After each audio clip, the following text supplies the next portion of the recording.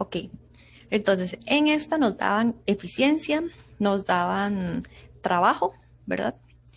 Y bueno, nos decían que el proceso es reversible, ¿verdad? Entonces, para averiguar la energía que el motor gana por ciclo, nosotros utilizamos como la versión general de eficiencia, que nos dice que es el trabajo de la máquina entre el calor ganado o absorbido, ¿verdad? Entonces, lo que hago es nada más despejar QH y eso me da 32.8 kilojoules, ¿verdad? No sé si tienen dudas con respecto a esto, a esta primera parte A. Profe, Profe, yo también se tengo una puedan, duda, Perdón, ¿cómo? yo tengo una duda que usted antes nos dijo que cuando dice extraído era QC. A mí me confundió porque Es, extraído no digamos, es más bien ajá, QH. es que digamos, cuando se llama, digamos, extraído, ¿verdad? Ujú. Es porque, digamos, el gas perdió calor, ¿verdad? Cuando se Ajá, extrae calor de un gas es porque perdió este calor. Si ok. se gana, o sea, si él gana, es porque nosotros le imprimimos calor y ese gas absorbió ese calor. Por eso es que son como tres formas de preguntarlo, que le digan ganado, absorbido o que se le agrega o agregado, digamos, sería QH. Si es perdido o ¿cuál es el otro que se utiliza también? Eh, Cedido también serviría el QC. Gracias. Alguien había hecho, no sé si era Justin que había sí, hecho una profe, pregunta. Sí. sí, mi pregunta era que sin este tipo de ejercicios, entonces no es necesario ponerlo en joules, digamos. Dependiendo de cómo se los pida el problema, ¿verdad? Pero digamos, en este caso yo lo utilicé en kilojoules para no hacer la conversión, pero si ustedes quieren pasarlo a joules o las opciones en la prueba corta vienen en joules, lo pueden hacer. Si han notado, cuando practican, por ejemplo, ayer en consulta de un ejercicio, las opciones venían en años. Y ustedes, digamos, si resolvían la ecuación, les daba en segundos. Entonces ahí sí tienen que hacer la conversión. Pero si, digamos, las opciones ya vinieran en segundos, ustedes nada más la marcan. Digamos, eso es como una forma, digamos, si las opciones vienen en kilojoules, mejor ni hagan o sea, no hagan la conversión. O sea, nada más háganlo así como lo hice yo. Si ya se los piden joules, sí hagan la conversión a joules. Está bien, profe, muchísimas gracias.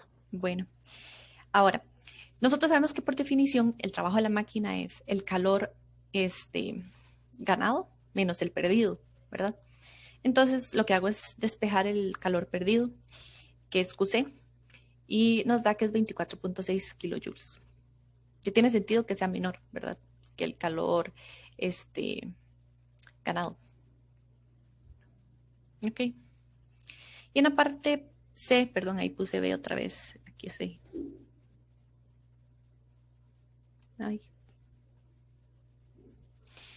Era nada más cambiar el valor de la eficiencia. Nos dice que ahora ya no es 25 como al inicio, sino que ahora la eficiencia subió a 31%. Entonces es hacer exactamente lo mismo, solo que cambiando la eficiencia por 0.31.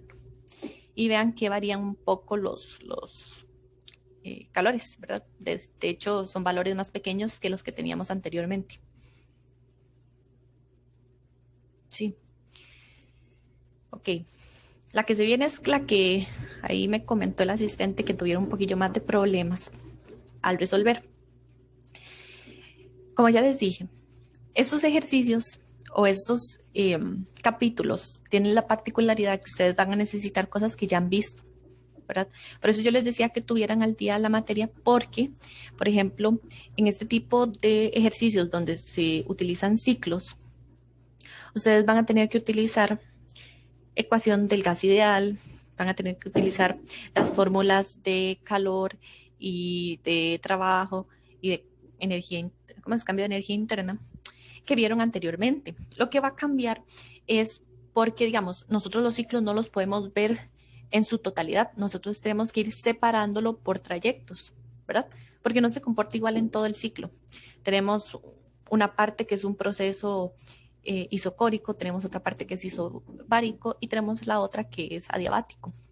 Entonces hay que tener como cuidadillo con eso, porque digamos, ustedes no pueden llegar y decir, ok, puedo sacar trabajo de una vez así de todo y sacarlo directo, sino que hay como que dividir por partes el proceso, y si después, por ejemplo, si quieren calcular todo el trabajo o todo el calor o así, lo que hacen es sumar, por ejemplo, los calores de cada uno de los procesos o los trabajos, etcétera. ¿Okay? Eso es como lo primero que hay que recalcar en la parte de ciclos. ¿Okay? Entonces, como habíamos mencionado anteriormente, cuando yo tengo un ciclo, lo que tengo que identificar es cómo se está comportando. ¿Ok? Entonces, si yo veo mi ciclo, yo tengo que de A a B es adiabático. ¿Ok? ¿Qué significa que es adiabático? Que no hay transferencia de calor de la sustancia o la muestra con el ambiente. ¿Ok? Entonces, en ese caso, nosotros no tenemos calor en de A a B. De B a C, nosotros tenemos pérdida de calor. ¿Por qué hay pérdida de calor? Porque el sistema se está contrayendo, o sea, se está comprimiendo. ¿Ok? Entonces, para poder comprimirlo hay que extraerle calor, o más bien, si es un gas, el gas está perdiendo calor, ¿verdad? Para disminuir su volumen. Después tenemos el proceso de CA. Ese proceso, para nosotros poder aumentar la presión, porque vean que pasa de una presión más baja, a una presión más alta, nosotros tenemos que imprimirle este calor, ¿verdad? Para que él pueda aumentar su presión. ¿Ok?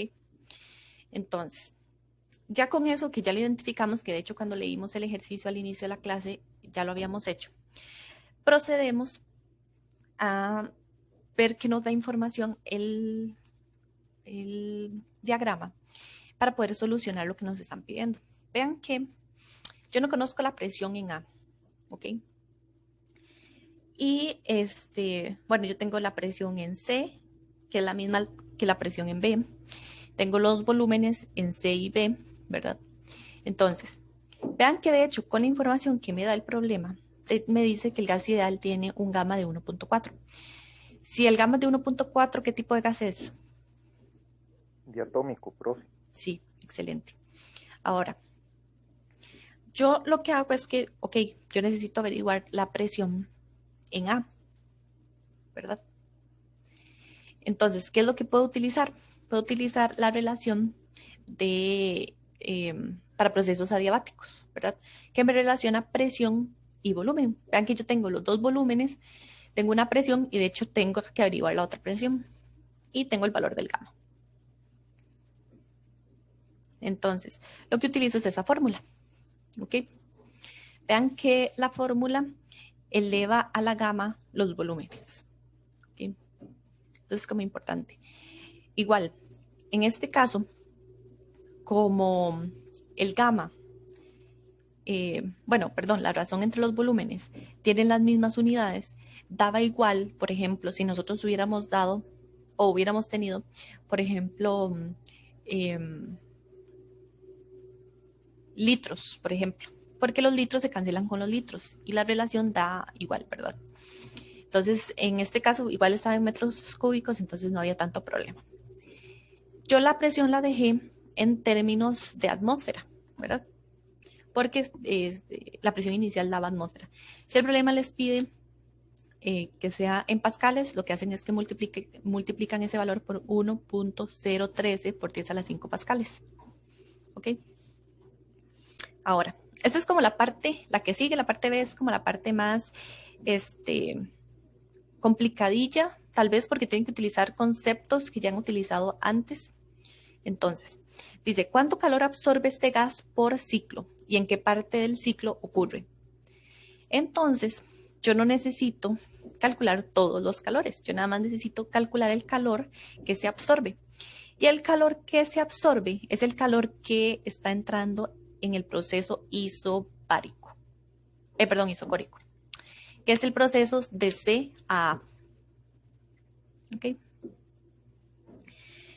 Como es un proceso isocórico, el calor, recuerden que por definición era NCV delta T, porque es isocórico, ¿verdad?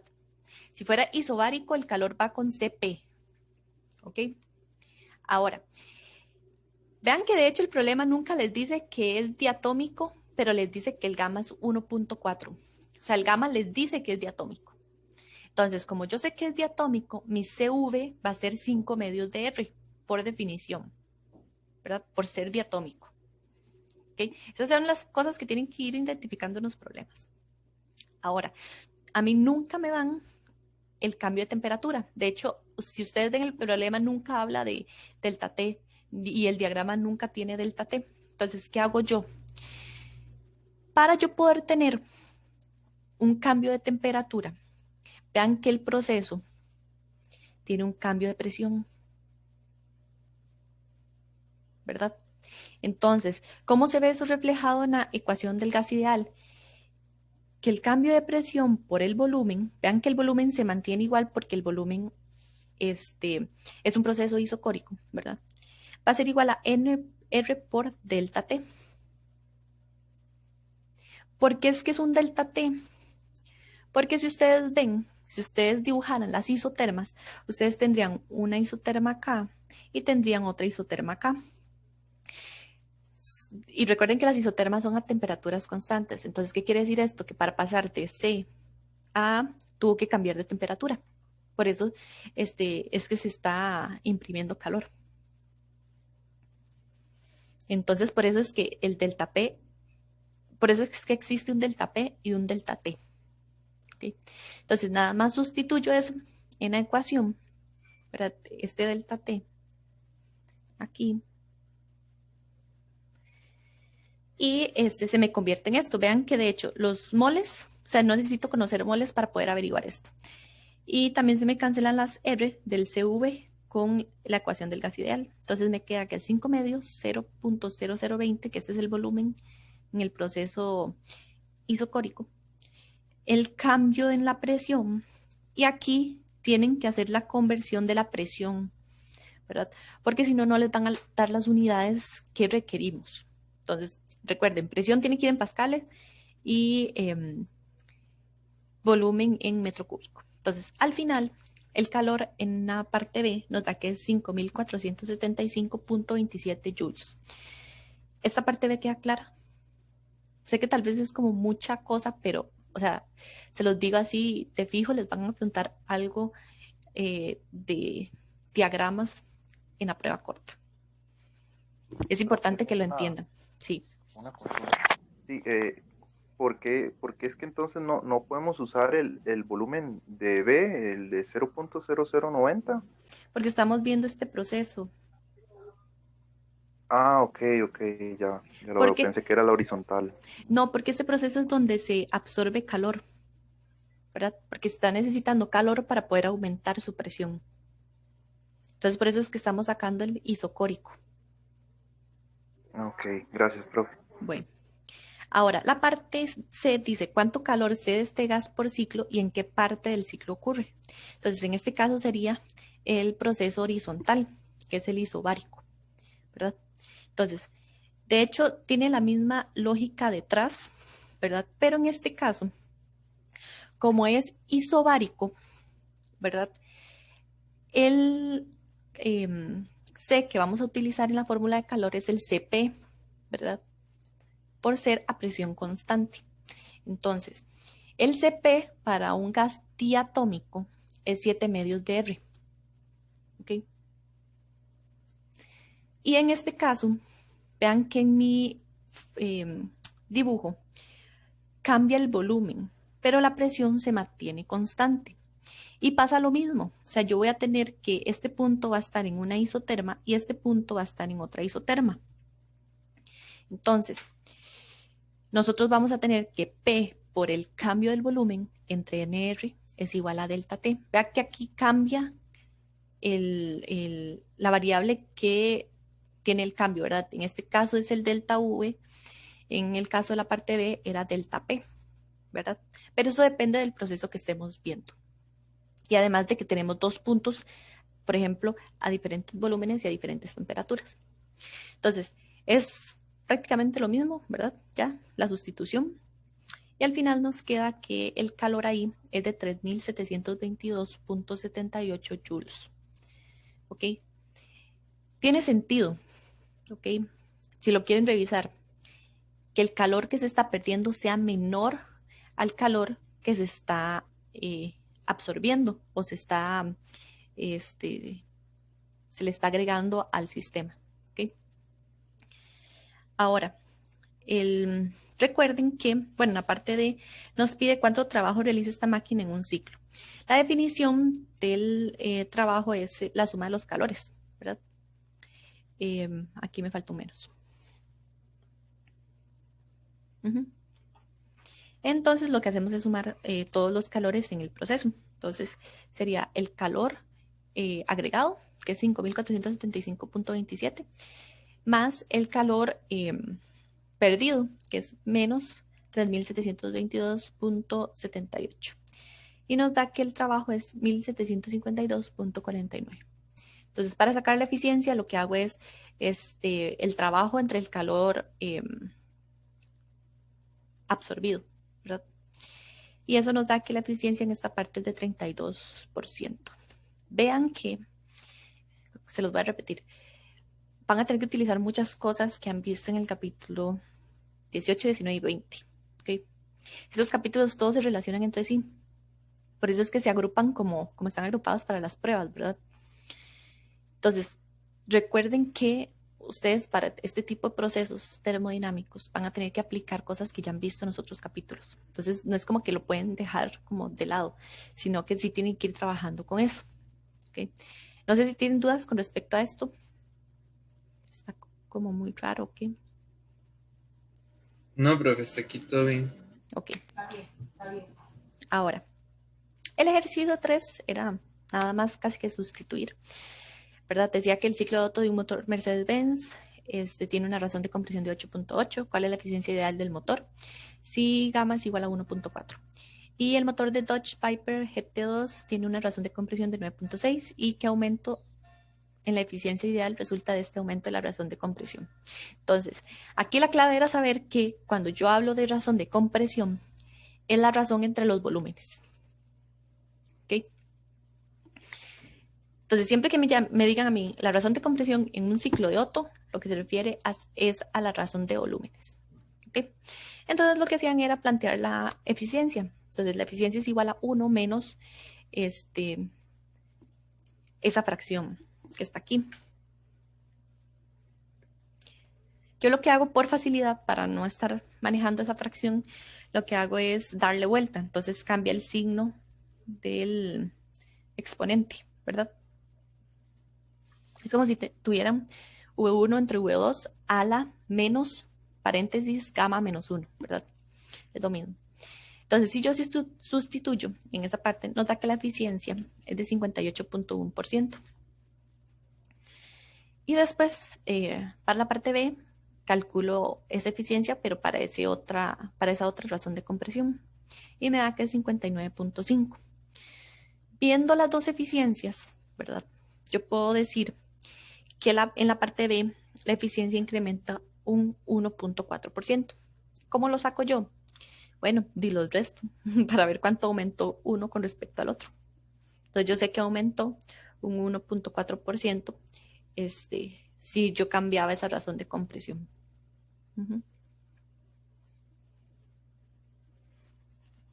Hasta aquí todo bien. Todo bien, profe. Ok. Y el 4 era lo siguiente. Decía, el motor de un refrigerador tiene una potencia de 200 watts. Si el compartimiento de congelación está a 270 Kelvin y el aire exterior a 300 Kelvin, y asumiendo que la eficiencia del refrigerador de Carnot, la eficiencia de un refrigerador de Carnot, ¿cuál es la cantidad máxima de energía que se puede extraer como calor del compartimiento de congelación en 10 minutos? Vean que dice la cantidad máxima de energía, ¿verdad? Ya ahí nos está diciendo que, por ejemplo, la variable que queremos calcular está en joules, porque está hablando de energía. Entonces dice, se puede extraer como calor. Entonces, cuando ustedes leen que dice extraer, perder, ceder, se refiere al calor sub C, ¿verdad? Entonces, para un refrigerador, el COP o COP, como quieran llamarle, es el calor perdido o extraído entre el trabajo. Entonces, Esa es la primera fórmula que van a ocupar para este ejercicio. La segunda es la de potencia, porque vean que habla de la potencia del motor del refrigerador. Entonces, la potencia va a ser el trabajo entre el tiempo. ¿Ok? Entonces, ¿cómo hago yo para averiguar ese trabajo? Pues multiplico la potencia por el tiempo. En ese caso dice que el compartimiento de congelación, o sea, al extraer esa energía se dura 10 minutos. Entonces, lo que hago para que me dé en joules es convertir esos minutos a segundos, ¿verdad? Pero yo lo hago de una vez, hay una multiplicación del trabajo. Si ustedes lo hicieron separado, no importa. Y nos da que el trabajo es 1.2 por 10 a la 5 joules. ¿Ok? Ahora, yo puedo despejar del COP o del COP el calor perdido. ¿Ok? Pero ustedes dicen, ok, yo no sé qué es ese valor de COP. Entonces, de hecho, el enunciado dice que se asume que la eficiencia es la eficiencia de un refrigerador de Carnot.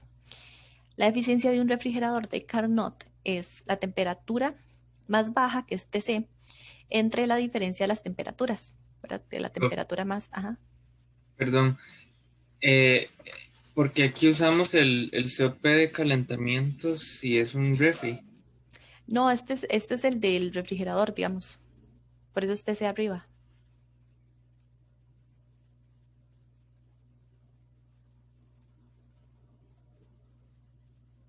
No sé si es que lo apunté mal, pero sí yo Creo revisé y que decía a que mí era. me confunde como un poco cuándo tengo que utilizar el de calentamiento y cuándo el de enfriamiento. Digamos, como cuando, si se me presenta una refrigeradora o un congelador, Ujú. ¿cuál utilizar en cuál? Ah, ok. Ya eso lo explico ahorita. Cuando termino, les explico un toquecito eso. Ah, Entonces, bueno, nada más aplican esa de Carnot y sustituyen y ya les da que es 1.08 por 10 a la 5 joules. Generalmente, el problema les dice, digamos, porque si ven, a veces ahí, ustedes tienen varias fórmulas, ¿verdad? En la parte del Serway, de esto de congeladores, máquinas térmicas, etcétera. Cuando ustedes les dice que es una máquina térmica que tiene eficiencia de Carnot, utilizan la fórmula general para máquinas de Carnot. ¿Ok? Si ya hablan, por ejemplo, de un refrigerador o de un calentador o así, ustedes tienen que cambiarlo porque de hecho cambia con respecto a esto, ¿verdad? Ustedes recuerdan la fórmula general es trabajo entre el calor absorbido. Pero ahí, digamos, en la sección que habla de refrigeradores y de los otros, cambia cómo se expresa. Entonces, si ustedes quieren obtener, por ejemplo, como los valores de Carnot, lo que hacen es sustituirlo como en la parte de que se hace la demostración para obtener la eficiencia de la máquina de Carnot, que usted sustituye, por ejemplo, los calores por las temperaturas, etcétera. Bueno, se hace muy parecido. Entonces, voy que alguien está preguntando en el chat. No, bueno, no sé, pueden revisarla, ¿verdad? No sé cuánto da. Puede ser que lo haya cometido algún error, pero bueno, eso fue lo que me dio a mí en ese ejercicio. Es que ahí preguntaron que si no daba diferente. Ahí lo revisan, si tenía algún error me avisan al final. Em,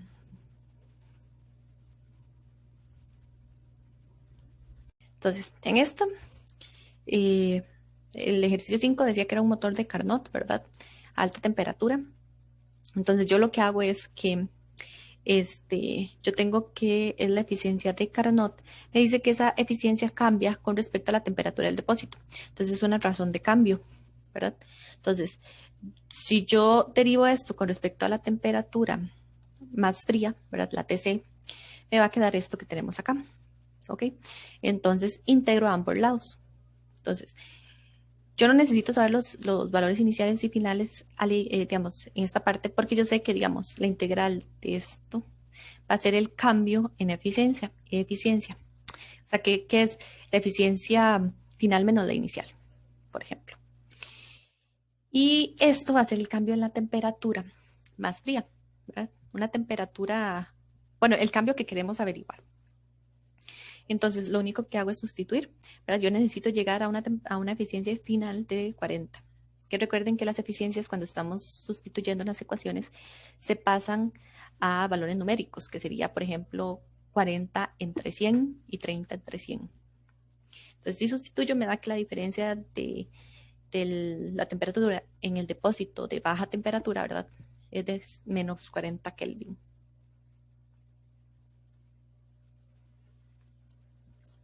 Ok. Tal vez lo más raro era ver esta parte, ¿verdad? Pero como el enunciado dice que cambia con respecto a la temperatura más fría, entonces yo sé que es una razón de cambio. Y esa razón de cambio yo la obtengo derivando esto con respecto a esa temperatura que me piden. Okay. El ejercicio 6 decía, usted diseña una máquina que toma 1.5 por 10 a la 4 joules de calor a 650 Kelvin en cada ciclo y expulsa calor a una temperatura de 350 Kelvin. La máquina completa 240 ciclos en un minuto. ¿Y cuál es la potencia de salida teórica máxima de esa máquina en caballos de potencia? Entonces, primero, ¿verdad? Necesito averiguar la potencia, que esta es la fórmula de potencia. Aquí está la conversión que les dije, de un caballo de potencia es igual a 746 watts, ¿verdad? Caballo de potencia es una unidad para medir, ¿verdad? Esto que está acá. Después, dice que se le agrega calor, ¿verdad? Y estas son las dos temperaturas. Entonces, nos dice que la máquina, como es la potencia de salida máxima, nosotros sabemos que utilizamos la eficiencia Carnot, que la eficiencia de Carnot es la eficiencia máxima, ¿verdad? De una máquina. Entonces, yo tendría estas dos ecuaciones, ¿verdad? La de Carnot y la de eficiencia normal. Entonces, lo que hago es igualarlas y despejo el trabajo. Entonces, el trabajo me da esto que está acá abajo. Y la potencia sería esto, ¿verdad? Es la frecuencia a la que ocurre eso. Entonces, recuerden que el tiempo sería, o sea, la frecuencia es igual a 1 entre t. Entonces, esto que está acá es 1 entre t, ¿verdad? Que es lo que andamos buscando, que esta fórmula sea de la forma. Entonces, lo que hago es que paso minutos a segundos y me da, bueno, y paso los joules, los watts, que esto y estos son watts, los paso a caballos de fuerza. Entonces nos da que es 37.12 caballos de fuerza. ¿Sí les dio eso? Sí, todo. Ok. Y el 7 decía, suponga que 4 moles de un gas ideal experimenta una expansión isotérmica reversible del volumen V1 al volumen V2, que V2 sería igual a 2 V1, a la temperatura T igual a 400 Kelvin. Encuentre el trabajo realizado sobre el gas, el cambio de entropía del gas y si la expansión es reversible y adiabática en lugar de isotérmica, ¿cuál es el cambio de entropía del gas? Entonces, como es un proceso reversible, nosotros podemos utilizar que el cambio de entropía es igual a Q entre T, ¿verdad? Entonces, primero, en la parte A, averiguamos el trabajo. Entonces, utilizamos la definición de trabajo para un proceso isotérmico, que nos decía que esa fórmula que viene en el libro es el trabajo realizado sobre el gas. Entonces, el trabajo realizado sobre el gas es la cantidad de moles por la constante universal de gases, logaritmo natural, la temperatura por el logaritmo natural de la razón entre los volúmenes. ¿Cómo me dicen que el volumen 2, o sea, el volumen final, es 2 veces el volumen inicial? Se me cancela en esa razón. Y si yo lo calculo, me da que es menos 9.920.52 joules el trabajo. Ahora, vean que para calcular la entropía nosotros tenemos que calcular el calor, ¿verdad? Pero el enunciado nos dice que es un proceso isotérmico. Entonces, como es un proceso isotérmico, la condición es que la energía interna no cambia, o sea, es igual a 0. Entonces, por la primera ley de la termodinámica, si yo sustituyo en la ecuación que dice que la energía interna es igual al calor más el trabajo, me da que el calor es igual a menos el trabajo. Entonces, yo sustituyo esto en la ecuación de entropía y me da que el cambio de la entropía es menos el trabajo entre la temperatura. Entonces, como el trabajo es negativo, con el negativo de la fórmula me da positivo. Utilizo la temperatura en Kelvin y eso me da que el cambio de entropía es 24.8 Joule entre Kelvin. Recuerden que entropía siempre son esas unidades, Joule entre Kelvin. Y después, de hecho, aquí no tenían que calcular nada. Dice, si la expansión es reversible y adiabática en lugar de isotérmica, ¿cuál es el cambio de entropía del gas? Recuerden que un proceso adiabático no hay transferencia de calor, ¿verdad? En el proceso. Entonces, ahí Q es igual a 0. Entonces, delta S es igual a 0 para un proceso adiabático reversible. Estamos utilizando delta S igual Q entre T porque son procesos reversibles. ¿Ok? Ahora el 7 se les podía hacer un poquito más largo si utilizaban otras fórmulas, pero está bien como lo hicieron. La parte A, bueno, la primera pregunta decía, ¿cuál es el cambio de entropía de un cubo de hielo de 12 gramos que se derrite completamente en un balde de agua cuya temperatura está justo encima del punto de congelación del agua? Entonces, lo que había que hacer era que, como nos dice que se derrite, ¿verdad? Vamos a utilizar que el calor es el cambio, o sea, el calor que se utiliza para hacer un cambio de fase. ¿Ok? El calor latente de fusión, si ustedes han notado, pueden venir de dos formas en el libro y así.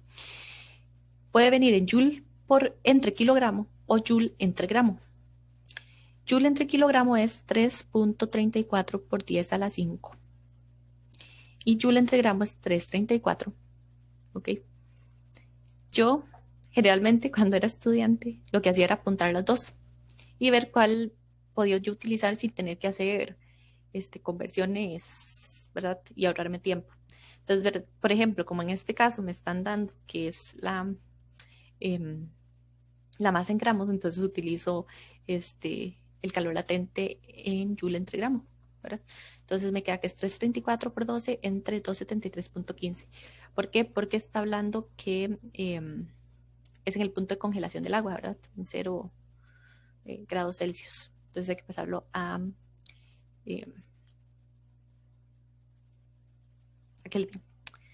Y en la parte B es exactamente igual, solo que hay que calcularlo con el calor latente de evaporación o evaporización, que es 2260 Joule entre gramo o 2260 por 10 a la 5 Joule entre kilogramo. Y me da que es 30.28 Joule entre Kelvin. Esa salía bastante sencilla. Y la 9 dice, un estudiante en el segundo grado no tiene nada mejor que hacer que calentar hielo de 0.35 kilogramos a 0 grados Celsius hasta fundirlo. ¿Cuál es el cambio de entropía del agua? La fuente de calor es un cuerpo de gran masa de una temperatura de 25 grados Celsius. ¿Cuál es el cambio de la entropía del cuerpo? ¿Y cuál es el cambio total de la entropía del agua y la fuente de calor? Entonces, se calcula exactamente igual que el 8, ¿verdad? Yo tengo que estoy derritiendo, o sea, se funde el hielo. Entonces, el calor latente es el de fusión.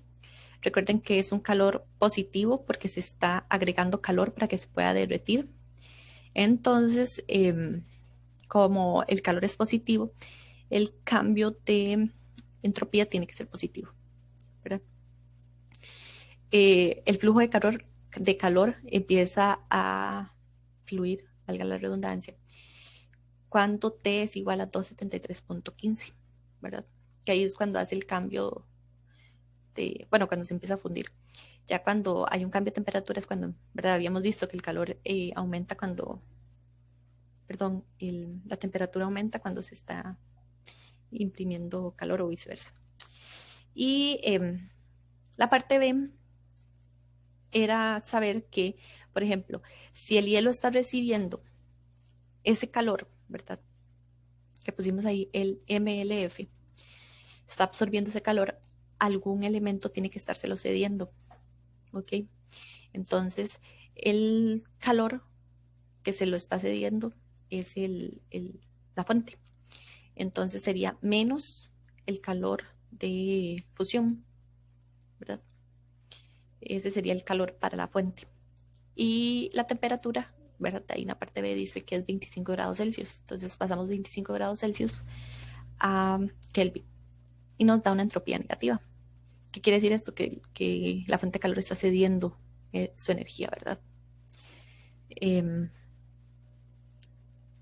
Y el cambio de entropía total es la suma de las entropías, la entropía del agua o el hielo más la de la fuente de calor. Entonces al final nos da que es 35.88 Joule entre Kelvin. Pero básicamente era eso. La clave era saber que, digamos, el calor que está absorbiendo el hielo, alguien se lo está dando y en ese caso es la fuente de calor que nos mencionan al inicio.